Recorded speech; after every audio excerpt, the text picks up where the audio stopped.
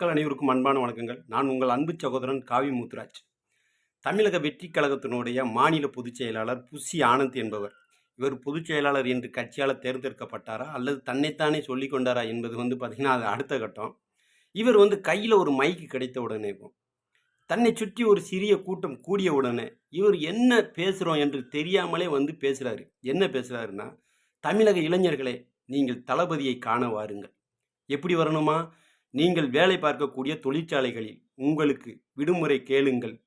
விடுமுறை அளிக்கவில்லை என்றால் வேலையை உதறி தள்ளுங்கள்.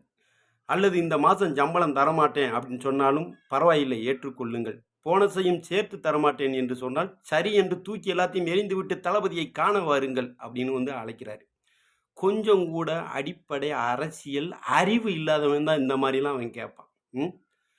தமிழக வெற்றி கழகத்தினுடைய பொதுச் செயலர் புஸ்ஸி ஆனந்த் அவர்களே, உங்களுக்கு கொஞ்சமாவது அடிப்படை அரசியல் அறிவு இருக்கிறதா? இருந்தால் இப்படி இளைஞர்களை நோக்கி நீங்கள் அழைப்பீர்களா? உன் வீட்டில் உன் பொண்டாட்டி பிள்ளைகளுக்கு மட்டும்தான் வயிறு நிறையணும்.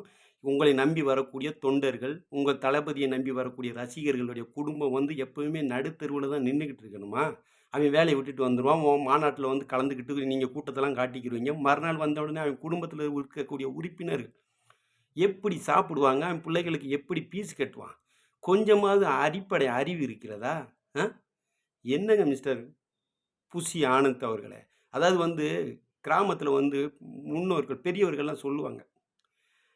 சின்ன குழந்தைங்களுடைய விவசாயம், அது வீடு சேராதாம். அது மாரி தான் இருக்கு. சின்ன பசங்களுடைய வெள்ளாமை வீடு சேராதாம். அது மாரி தான் உங்களுடைய அரசியல் கட்சி இருக்கிறது. அரசியல் கட்சினா என்னன்னு தெரியுமா? இல்லை உங்கள் தலைவன் ஒரு உண்மையான ஒரு நல்ல தலைவன்னா என்னன்னு தெரியுமா? தன்னை நம்பி வரக்கூடிய தொண்டர்களை, ரசிகர்களை ஒரு இடத்துலையும் பார்த்தீங்கன்னா காயப்படுத்தக்கூடாது. அவர்களை வறுமையில் விட்டு விடக்கூடாது. அவர்களுக்கு நல்ல வழியை காட்டணும். வேலை வாய்ப்புகளை உருவாக்கி தரணும். வாழ்க்கையில் எப்படி முன்னேறுன்றதை